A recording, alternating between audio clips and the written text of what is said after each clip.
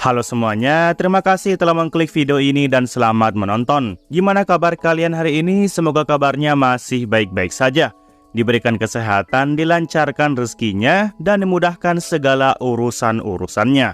Oke, jadi pada video kali ini, kita akan melanjutkan pembahasan alur cerita dari manhwa yang berjudul Aku Ingin Menjadi Seorang Penjahat, atau judul aslinya Decided to Be a Villain.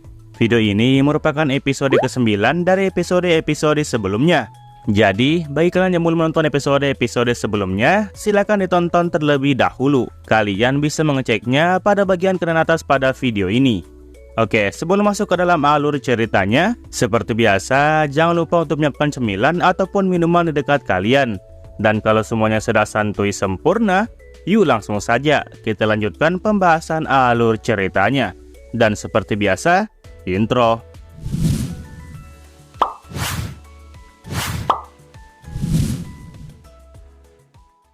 Oke, sekarang kita menceritakan perihal masa lalu dari Jongsu. Ya, pimpinan berandalan yang berada di atas Taejin dan juga ketiga anak buahnya. Jadi pada awalnya, Jongsu bukanlah orang yang kuat yang dikenal oleh para siswa di sekolahnya. Dia orangnya biasa saja meskipun tampaknya tidak jauh beda dari para preman-preman. Dia mengakui kalau dia dulu tidak terlalu baik dan juga termasuk orang yang serakah. Bahkan untuk menjalani kehidupan yang baik saja, dia sudah malas untuk melakukannya. Dan dengan sendirinya, dia pun akhirnya mulai masuk ke dalam dunia berandalan yang buruk itu. Itu merupakan tempat yang cocok untuk orang-orang seperti Jongsu banyak berkumpul. Di hadapan Jongsu terlihat dua teman berandalannya yang sedang menunggu anak cupu yang lewat dan hendak memalak dan juga menghajarnya. Nah, di saat Jongsu terus bertarung satu sama lain dengan sesama berandalan, Jongsu pasti akan melakukan segala cara agar dia bisa mendapatkan kemenangan dari pertarungannya. Mau itu cara biasa atau bahkan dengan cara yang brutal. Karena menurut pendapat dari Jongsu, kemenangan adalah segalanya yang harus dicapai di dunia ini. Jongsu nampak tersenyum licik setelah dia menghajar sesama berandalan yang sama sepertinya. Dia menghajarnya dengan menggunakan botol miras yang telah pecah. Cipratan darah pun bahkan sampai membekas di pipi kanan dari Jongsu. Nah, dan sejak saat itulah, Jongsu pun akhirnya dikenal sebagai berandalan yang tidak pernah bisa menerima kekalahan. Dan karena sifatnya inilah, dia pun tanpa disadari telah menjadi salah satu dari mereka, yaitu kelompok para berandalan yang bertugas untuk berkeliling sekolah sembari melakukan apapun yang mereka sukai. Oh ya, pada waktu itu, Jongsu sudah menjadi seorang berandalan sejak dia masih menduduki kelas SMP. Dia menjadi sosok yang sangat ditakuti di sekolah SMP-nya itu. Jongsu bisa dibilang telah menjadi seorang raja. Dia mengakui kalau bahkan dirinya sudah mulai dimabukkan dengan perasaan bangga atau pride yang sangat besar. Namun semua itu telah berubah ketika negara api telah menyerang, ketika Jongsu sudah masuk SMA. Pada awalnya, kebiasaan Jongsu yang merokok kemudian dihilangkan pada hari-hari tertentu karena dompetnya kini lagi tipis. Jadi dia pun mengganti rokoknya dengan membeli permen lollipop dan dia pun mengemutnya. Rekannya Jongsu yang melihat Jongsu yang selalu mengemut lollipop dengan tampang preman begitu, tentu langsung paham kalau tindakan dan penampilannya dari Jongsu sangatlah berkebalikan. Jongsu membalas kalau dia pada hari ini sedang mencoba untuk berhenti merokok. Maka dari itu, dia pun membeli permen lollipop dengan harapan bahwa isi dompetnya bisa lebih awet. Namun meskipun Jongsu memberitahu rekannya dengan jawaban seperti itu, rekannya tetap saja tidak yakin dengan apa yang Jongsu rencanakan. Dia bertaruh 500 won kalau Jongsu dalam waktu dekat ini pasti mencoba untuk merokok lagi. Jongsu kesal dan kemudian tertawa saat rekannya tidak yakin dengan keputusan yang telah dia buat. Nah, di belakang mereka bertiga, kemudian berjalan seorang pria yang sedang memasang ekspresi tersenyum yang licik. Setelah dia melihat penampilannya Jongsu, dia pun seakan tidak percaya kalau inilah dia murid berandalan yang terkenal dari SMP. Pria itu kemudian mulai memanggil Jongsu, yang waktu itu masih menggunakan rambut dengan gaya yang botak. Dia memanggilnya dengan sebutan murid baru dengan rambut seperti biksu. Jongsu yang dipanggil dengan sebutan itu tentu tidak senang dan mulai berbalik untuk melihat siapa yang telah memanggilnya. Pria itu kemudian mulai bertanya kepada Jongsu, kalau apakah dialah yang bernama lengkap Chong Jongsu itu. Pria ini merasa kalau namanya Jongsu cukup terkenal di sekitaran sekolah ini. Jadi menurut Jongsu, pria ini merupakan seorang kakak kelas yang berada 1 tahun di atasnya. Dan kesan pertamanya saat dia bertemu dengan dia, bisa dibilang lebih buruk daripada yang dia duga sebelumnya. Jongsu bertanya kepada pria tersebut perihal siapa dia. Mengetahui juniornya bersikap galak seperti itu kepadanya, pria itu pun menyuruh Jongsu untuk menjaga perkataannya kepada seniornya. Dia menyuruh Jongsu untuk mendengarkannya dengan baik. Pria ini mulai memperkenalkan dirinya. Namanya adalah Oki Tae. Dia merupakan seorang pimpinan dari semua anak kelas 2 yang ada di sekolah ini. Mendengar kalau pria itu merupakan pimpinan dari anak kelas 2, tentu tidak langsung dipercaya oleh Jongsu. Bagaimana mungkin anak sialan sepertinya merupakan pimpinan di kelas 2? Nah, yang Jongsu tidak ketahui, Oki Tae rupanya merupakan putra dari seorang atlet yang menggeluti dunia seni bela diri. Tetapi dari sikap yang ditunjukkan oleh Ki-tae saat ini, rupanya masih belum seberapa. Sikapnya yang sebenarnya ternyata lebih bajingan lagi daripada yang dia nampakkan saat ini. Dia melakukan segala hal berdasarkan keadilan yang dia yakini pribadi. Jongsu mulai berkata kepada Ki-tae bahwa persetan dengan apa yang telah dikatakannya. Apakah Ki-tae mencoba untuk membanggakan umur tuanya, sehingga dia memaksa Jongsu untuk memanggilnya dengan sebutan senior atau Sunbae. Mendengar balasan juniornya yang semakin tidak sopan, membuat Ki-tae bertanya kembali kepada Jongsu kalau apakah Jongsu selama ini tidak mengenal dirinya. Jujur, Jongsu di dalam hati sangat ingin sekali memberikan pelajaran dan mengajar senior ini sampai dia mampus. Jongsu ingin menginjak mukanya yang selalu berlagak so santai saat dia berbicara. Jongsu dengan ekspresi senyum licik di wajahnya, kemudian membalas perkataan dari Ki-tae kalau dia tidak kenal dengannya. Dia bertanya memangnya dia ini siapa. Jongsu menyuruh Ki-tae untuk jangan bacot dan langsung saja memulai perkelahiannya. Ki-tae kemudian balik bertanya kepada Jongsu kalau apakah Jongsu telah yakin dengan pilihannya. Jongsu pasti akan menyesal karena telah salah memilih lawan yang cocok. Singkatnya, mereka semua pun kemudian pergi ke rooftop dan memulai pertarungannya di sana.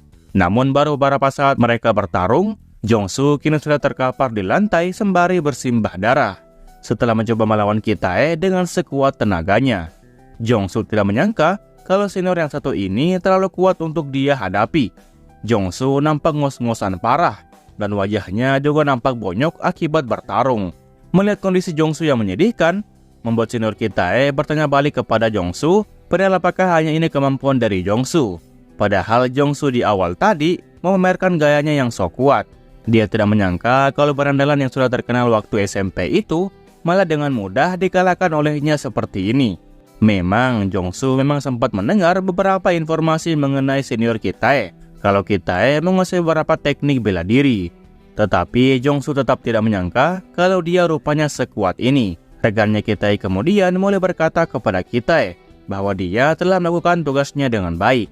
Ki-tae membalasnya dengan tersenyum sembari berkata terima kasih. Rupanya apapun yang telah dilakukan oleh Jongsu, Jongsu sepertinya tidak bisa menang saat bertarung melawan dia. Dan dia ini rupanya terlihat cukup keren untuk seseorang yang setiap hari bertingkah sok keren. Nah, setelah pertarungan mereka telah usai, Ki-tae pun memanggil Jongsu dengan sebutan anak baru dan bertanya kepadanya kalau apakah dia saat ini sudah agak mendingan. Dia meminta Jongsu untuk ikut dengannya karena mereka akan makan jjajangmyeon setelah ini. Ki-tae berkata bahwa dia sudah memesan tempat yang cocok dan dia akan mentraktir mereka semua yang telah hadir di tempat ini. Dan Ki-tae menyuruh rekannya itu untuk menyiapkan porsi double yang disediakan kepada anak baru yang telah berjuang di hadapannya ini. Jongsu nampak hanya terdiam dan berusaha untuk bangkit kembali dari lantai rooftop. Nah, sejak saat itu, Jongsu pun mulai terjebak bersama senior Ki-tae sepanjang waktu, mau di sekolah maupun di luar sekolah. Perbedaan kelas di antara mereka berdua kini bukanlah hal yang penting lagi. Jongsu sudah mengakui Ki-tae sebagai seorang senior dan juga kakak baginya. Soalnya Ki-tae pernah berkata kepadanya kalau Jongsu itu mempunyai tekad yang kuat untuk terus bertarung sampai akhir hayat. Dan Ki-tae bilang kalau dia menyukai tekad yang telah dimiliki oleh Jongsu. Di lain sisi, Jongsu pun menyukai kakak Ki-tae. Jongsu lumayan suka dengan kepribadiannya, yang dimana dia cukup ramah dan merupakan seorang pria yang tangguh. Sekolah kini menjadi milik mereka setelah anak kelas 3 telah lulus. Ki-tae kini naik ke kelas 3 dan Jongsu kini naik ke kelas 2. Mereka selalu menyusuri jalanan di sekitar sekolah dan pergi ke sekolah bersama-sama. Kini Jongsu sudah mulai merasa kalau seluruh dunia kini sudah berada tepat di bawah kakinya. Tetapi, kita kemudian diperlihatkan seorang pria botak yang sedang memegang sebuah kayu dan memukulkannya kepada siswa lemah yang ada di hadapannya. Orang ini rupanya tidak sendirian. Dia beserta dengan teman berandalannya yang lain juga menyiksa siswa itu karena menolak menuruti permintaan dari mereka. Ya, mereka rupanya merupakan bawahan dari Jongsu, rekannya yang memiliki bodi yang besar, kemudian duduk di hadapan siswa tersebut dan kembali menanyakan perihal seharusnya siswa itu memberikan barangnya sejak awal. Karena jika saja dia memberikannya, maka dia pasti tidak akan mendapatkan perlakuan buruk seperti ini. Siswa itu mencoba membalas perkataan dari para berandalan itu, kalau dia tetap menolak untuk memberikannya. Dia berkata dengan nada yang takut kalau benda itu adalah sebuah kenang-kenangan yang cukup berharga baginya. Nah, karena siswa ini masih belum mau menyerahkan barang tersebut, Jongsu pun di belakang kemudian mulai tersenyum jahat dan mulai melayangkan tendangan ke arah kepala siswa tersebut. Dia bilang kalau dia tidak peduli jika barang itu berharga baginya atau tidak. Dia menyebut siswa ini sebagai seorang bajingan. Setelah mengambil barangnya, Jongsu dan kawan-kawannya pun kemudian pergi, meninggalkan siswa itu terkapar di belakang. Jongsu cukup kesal kepada siswa tersebut karena memiliki sifat yang keras kepala. Rekannya membalas kalau perlakuan dari Jongsu barusan itu sepertinya terlalu berlebihan. Mereka tertawa setelah melihat tindakan dari Jongsu yang melayangkan tendangan ke bocah cupu tersebut. Siswa di belakang nampak berusaha menghentikan mereka dan memohon kepada mereka untuk jangan mengambil barang miliknya. Nah, pada keesokan harinya, Kitae akhirnya mulai mendatangi Jongsu dan meneriaki mereka sebagai anak-anak sialan. Dia bertanya kalau apakah mereka bertiga sudah menjadi gila akhir-akhir ini. Dia juga bertanya perihal apa yang mereka bertiga lakukan pada akhir-akhir ini. Soalnya yang menjadi masalahnya di sini, yaitu pada saat mereka melakukan pembulian kepada siswa tersebut, sayangnya malah bertepatan dengan kedatangan polisi di sekolah mereka. Apakah mereka semua ingin dibawa oleh para polisi ke pusat penahanan remaja dan mereka dimasukkan ke dalam penjara khusus remaja? Kita yang mengakui kalau dia sudah mendengar semuanya perihal apa yang telah mereka lakukan selama ini. Bukankah kita sebelumnya menegaskan kepada mereka untuk jangan melakukan hal tersebut secara berlebihan? Dia juga bertanya perihal apa yang sudah mereka lakukan terhadap anak-anak yang sudah mereka bully itu. Berandalan yang memiliki bodi yang besar mulai mengatakan bahwa dia sangat menyesal dengan apa yang telah dia perbuat. Di belakang kita juga terdapat Jongsu yang mulai menarik lollipop dari mulutnya dan mulai berkata bahwa dia sebelumnya sudah memberitahu rekan-rekannya. Namun meskipun dia telah memberitahu rekan-rekannya itu, rekan-rekannya malah masih saja melakukan tindakan tersebut kepada anak-anak yang tidak bersalah. Intinya, Jongsu mencoba untuk mengkambing hitamkan anak buahnya agar dia bisa terbebas dari ceramah Kak Kitae. Kak Kitae yang mendengar kebohongan keluar dari mulut Jongsu mulai menuduhnya sebagai seorang pembohong karena memang kebohongannya itu terlihat dengan sangat jelas. Dia bertanya kepada Jongsu kalau apakah Jongsu berpikir kalau mereka ini merupakan kelompok pembuli. Jikalau Jongsu berpikir demikian, maka Kitae mau tidak mau akan menghajar Jongsu hingga babak belur. Itu bertujuan agar Jongsu sadar akan kesalahan berpikir yang dia miliki. Mendengar kalau Kak Kitae berniat untuk mengajar Jongsu sampai dia sadar, membuat rekannya Jongsu berkomentar bahwa itu sepertinya sudah terlalu berlebihan. Kitae tanpa memberikan waktu sedetik pun, langsung memukul pipi kiri dari rekan tersebut. Dia menyebut rekannya Jongsu ini dengan sebutan dasar bajingan. Dipukul tiba-tiba oleh Kak Kitae, seketika membuatnya langsung berteriak kesakitan. Kitae dengan pukulan bertubi-tubi memukuli berandalan ini sembari mencoba untuk menceramahinya.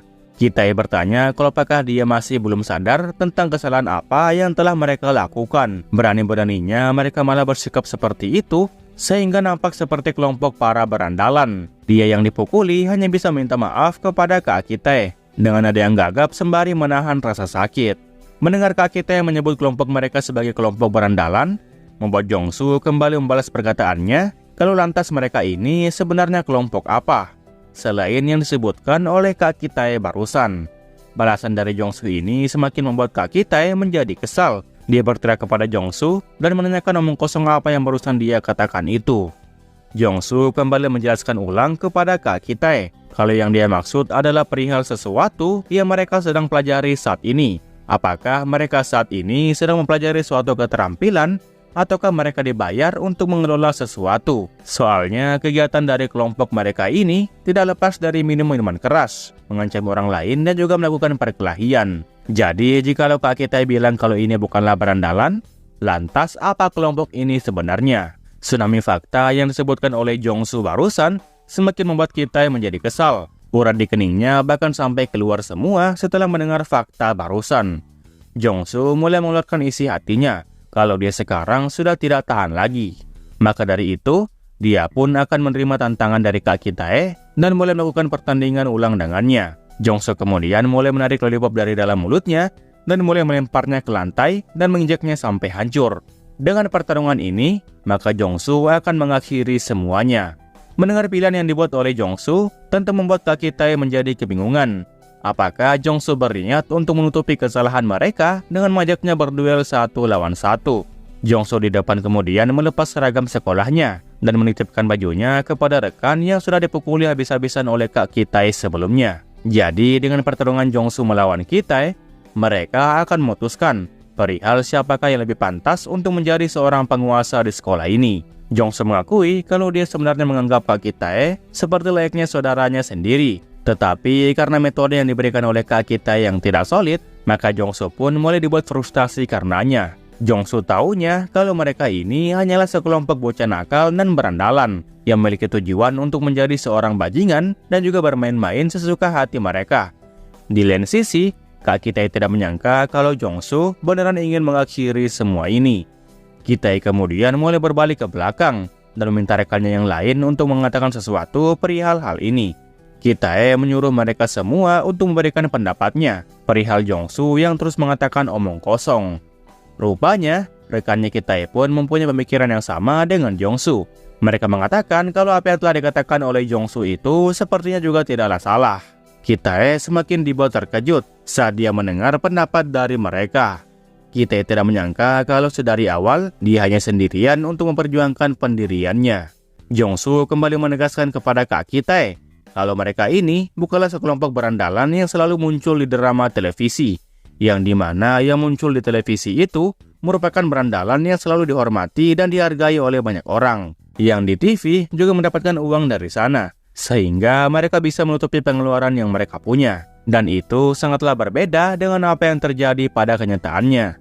Sepertinya Kak Kitai mempunyai pemikiran untuk menjadi seorang berandalan terhormat dan bisa dihargai oleh banyak orang. Dan fakta menariknya, anak-anak yang lain malah sering membicarakan tentang siapa yang lebih pantas buat menjadi penguasa di antara mereka berdua, yaitu antara Jongsu dan juga Kitai. Mereka penasaran tentang siapa yang bakal menjadi top teratas yang bisa menduduki sekolah mereka ini. Dan mereka berdua akan menyelesaikan masalah ini dengan mengadakan pertarungan yang bersih. Dan siapapun yang kalah dari duel kali ini, maka dia pun harus keluar dari sekolah ini. Mendengar penyelesaian yang diberikan oleh Jongsu membuat Kitai menjadi keheranan. Dia bertanya perihal apa yang dimaksud oleh Jongsu dengan keluar dari sekolah ini. Apakah dia benar-benar berpikir kalau mereka ini adalah seorang berandalan di sekolah ini? Bukankah hasilnya sudah jelas bahwa apabila Jongsu bertarung dengan dirinya, maka sudah pasti Jongsu bakalan kalah. Bagaimana bisa Jongsu dengan bebas memutuskan kalau yang kalah harus keluar dari sekolah ini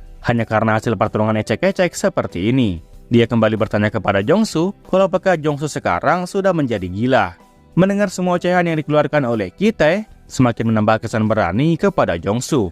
Jongsu bertanya kalau apakah Kak Kitai takut untuk menerima kekalahan darinya. Jongsu juga bertanya perihal siapa yang benar-benar sudah gila pada situasi yang sekarang. Jongsu tertawa pelan setelah dia berkata seperti itu. Di lain sisi, Kitai mulai memasang ekspresi yang takut dan dia perlahan mulai berjalan ke arah belakang. Jongsu kembali melanjutkan bahwa lagi pula Kak Kitai pasti sedang melindungi status top miliknya, sehingga dia tidak berani untuk menerima tantangan dari Jongsu.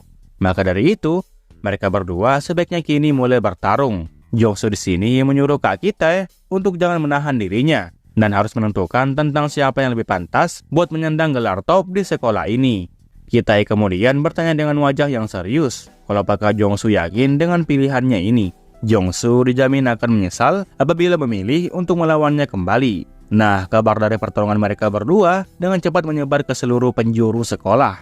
Mereka sangat menantikan akan pertarungan penentuan ini, yang dimana akan menentukan nasib salah satu dari mereka. Apakah mereka akan dikeluarkan dari sekolah atau masih tinggal di sekolah ini sembari menyandang gelar top? Para siswa juga menanyakan perihal kapan mereka berdua akan bertarung. Para siswa tidak menyangka kalau hubungan pertemanan yang telah mereka jalin selama ini hanyalah berpura-pura belaka.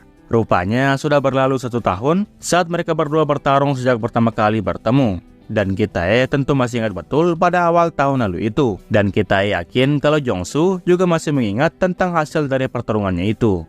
Oke lah, mungkin sekian alur cerita manhwa kali ini. Jangan lupa untuk meninggalkan jejak di video ini berupa komentar dan juga like-nya.